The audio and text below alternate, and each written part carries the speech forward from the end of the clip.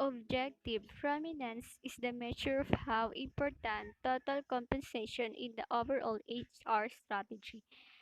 Is it a catalyst playing a lead role, or is it less important playing a more supporting character to other HR programs?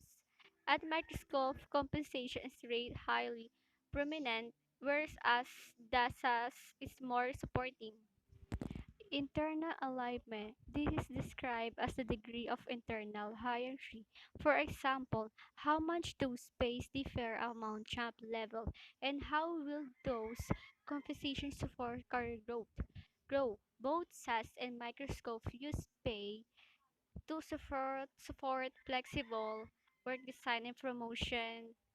But pay difference at SAS whose philosophy is everyone's a part of SAS family are smaller than microscope where difference in pay are seen as returns for superior performance. External competitiveness. This is include comparison of two issues. How much are our competitors paying and what forms in pay are they using? The importance of work and life balance achieved via benefits and service is also part of internal competitiveness. According to the strategy map, Microsoft competitive position is critical to its pay strategy where sales competes on work and family balance in family-oriented benefits such as private school and doctors on the company campus. Employee contribution. These two companies take a very different approach to performance-based pay, such using only limited individual-based performance pay.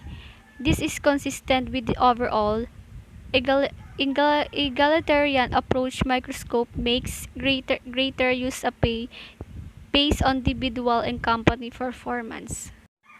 Management ownership refer to the role non-HR manager play the making pay decision. Transparency refer to the openness and communication about pay as a one might expect. Both Microsoft and ASAP rate high on the use of technology to manage the pay system, and Microsoft offer greater choice in their care and retirement investment plan. Microscope total compensation is prominent with a strong emphasis on market competitiveness, individual accomplishment, and performance-based returns.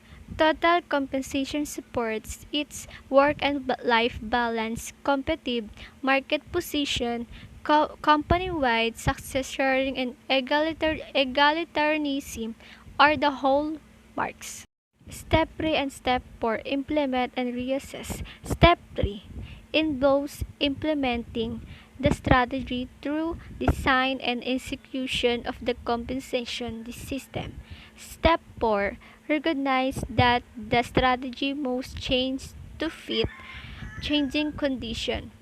Involves periodic reassessment. Source of competitive advantage. 3 tests is aligned with the business strategy, external with the economic, social, political condition, those is differentiate, those is add value, calculate the returns of investment. Align. Alignment of the pay strategy includes three aspects as we have already discussed. Number 1, align with the business strategy.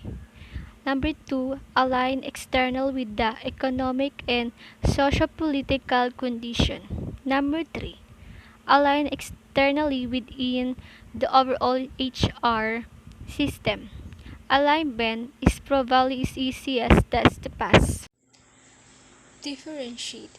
Some believe that the only things that really matters about the strategy is how is different from everyone else. If the pay system is relatively simple for any competitors to copy, then how can it possibly be a source of competitiveness? competitive advantage? The answer, according to the advocates of the strategic approach, is in the how the pay system is managed. It is difficult for a company to initiate compensation strategy of another company since each strategy is woven into the fabric of company overall HR strategy. Copying one or other demonstration of strategy means ripping apart of the overall approach and patching is a new one. So in sense, the alignment test weaving the fabric help ensure passing the differentiation test. Add value compensation of often of company largest controllable expense since consultant and few researchers treat different for forms of pay of investments. The task is to come up with ways to calculate the returns of those investments.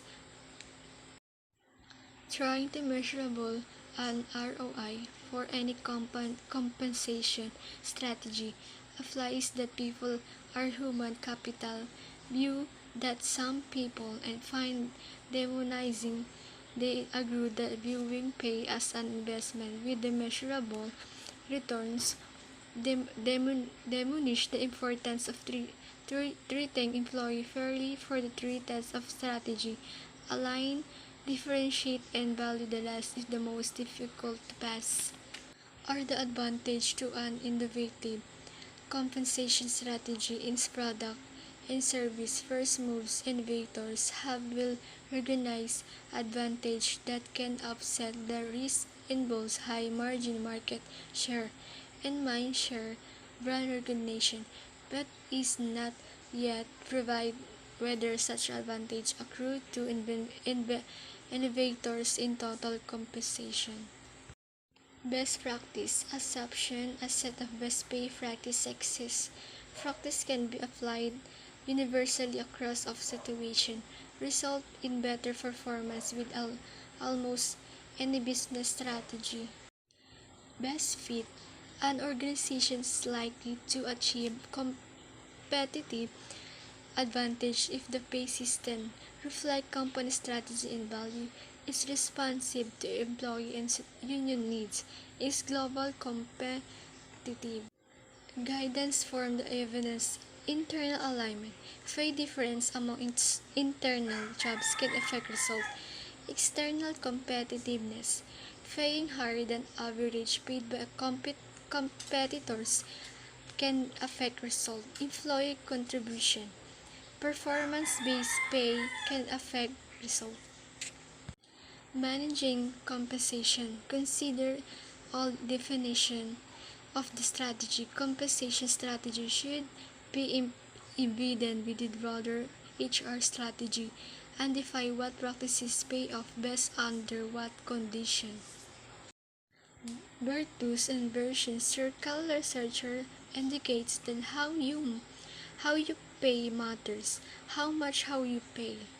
Performance-based pay can be the best practices under circumstance.